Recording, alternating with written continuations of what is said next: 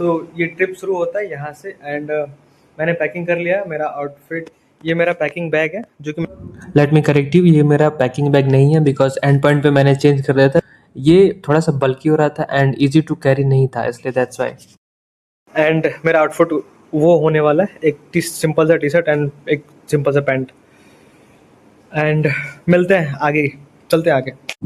Room से निकलते time बहुत एक्साइटमेंट था कि फाइनली मैं वहाँ जा रहा हूँ जहाँ इतने दिनों से प्लान कर रखा था, जहाँ इतनी सारी प्लानिंग कर रखी है कि यहाँ जाऊँगा वहाँ जाऊँगा। एंड ये थोड़ा सा रास्तों पे निकल के आगे बढ़ा तो मैं अपने डेस्टिनेशन लोकेशन से सीधा ऑटो में गया। ऑटो के बाद ये थोड़े बहुत रास्ते मिले, आई थिंक 20-25 मिनट का जर्नी हुआ होगा। फिर मैं स्टेशन पे था और जस्ट एन्जॉय द नज़ारा ऑफ रोड्स।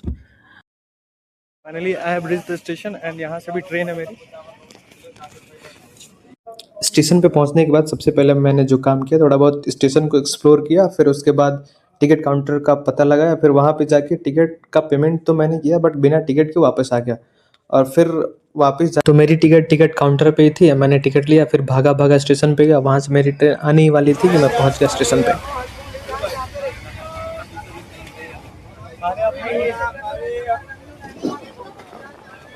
तो हमें अभी 2 घंटे हो चुके हैं, हाँ नहीं 1 घंटे हो चुके हैं एंड अभी तक तो कोई दिक्कत नहीं आ रहा। बट देखते हैं आगे क्या क्या होता है। चैलेंजेस आ रहे हैं, चैलेंजेस इसको नहीं बोलूँगा because this is the thing what we expected. कि मुझे तो लगा ही था कि इतना तो चलेगा ही। तो सामने 2 3 4 5 फुट पैसेंजर है। ट्रेन में भीड़। तो गाइस ये रहे हमारे ट्रेवल डेस्टिनेशंस एंड इतने सारे डेस्टिनेशन हमें कवर करने हैं।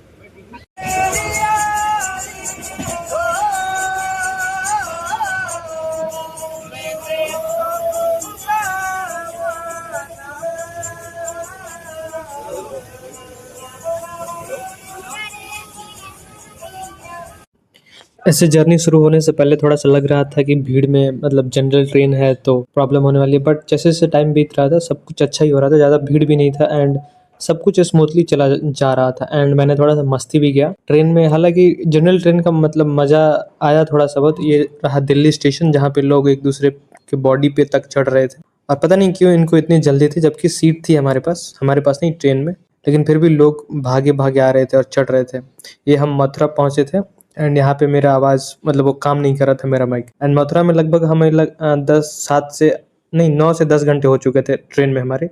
और ये जो मैं बोल रहा हूँ इसका आवाज़ सुनाई नहीं दे रहा था, फ़ोन कैप्चर नहीं कर रहा था, इसलिए मैं ब्लॉगिंग भी नहीं कर पाया ट्रेन में। और वो मेरा डर ही रह गया। फिर मैंने बाद में जब मुझे टाइम मिला तो मैं वॉशरूम में जाके अपना ब्लॉगिंग किया।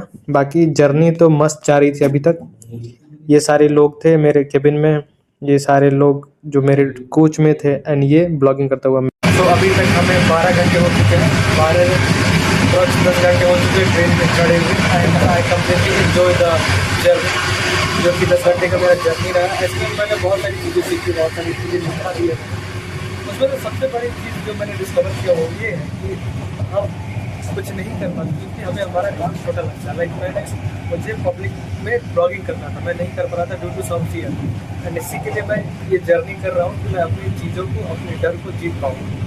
एंड मैं नहीं कर पाया। उससे ये समझ आया कि हम अपने डर को एक बार में श्योर शॉट हेडशॉट नहीं मार सकते, हमें उसके लिए टाइम चाहिए होगा।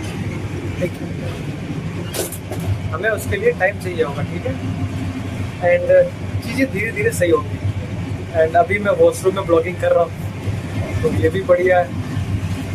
सो आई डोंट नो इसको क्या बोलेंगे, मजबूरी, नाकामी या फिर चैन की नींद।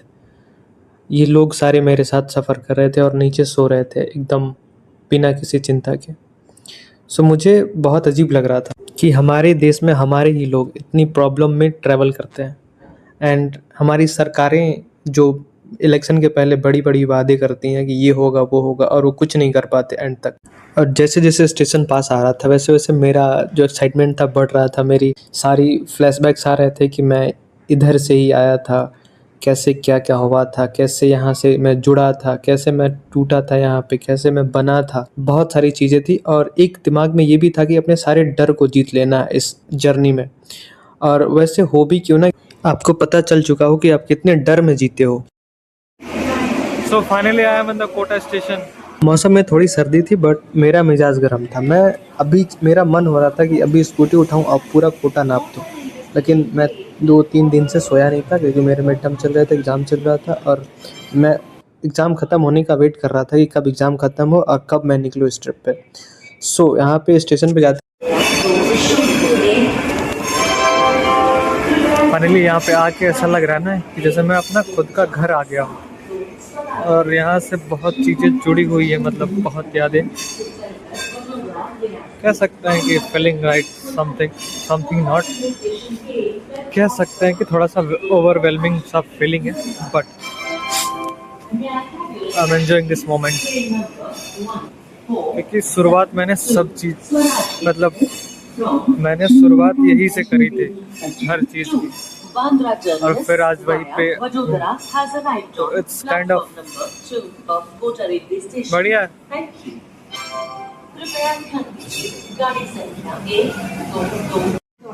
मुझे अभी एक वीडियो और मैं जगह ढूंढ रहा हूँ बट मुझे मिल नहीं रहा। मुझे बहुत सारी बातें बोलनी है कि जो मैं, क्योंकि मैं वो रिकॉर्ड नहीं कर पाया था ना ट्रेन में, वहाँ पे मुझे एक फियर लग रहा था, दूसरा कि मेरा आवाज़ सही से रिकॉर्ड नहीं हो पा रहा था, इसलिए मैं नहीं कर पाया। तो 50-50 का स्कोर रहा। हालांकि मैंने अपने डर को ख़त्म करने का ट्राई किया बट ओवरऑल अनसक्सेसफुल रहा। अभी के बज चुके हैं 4 और मुझे नींद बिल्कुल नहीं आ रही है। इट्स अ काइंड ऑफ एक एक्साइटमेंट है और दूसरा कि मुझे पूरा कोटा शूट करना है आज। तो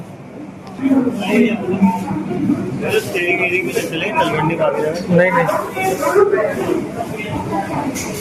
तो हमारा जर्नी शुरू हुआ था यहीं से। ये मेरा पहला स्टेप रहा और सबसे पहले यहीं से आया था मैं, बहुत सारे सपने लेके। सपना तो पूरा नहीं हुआ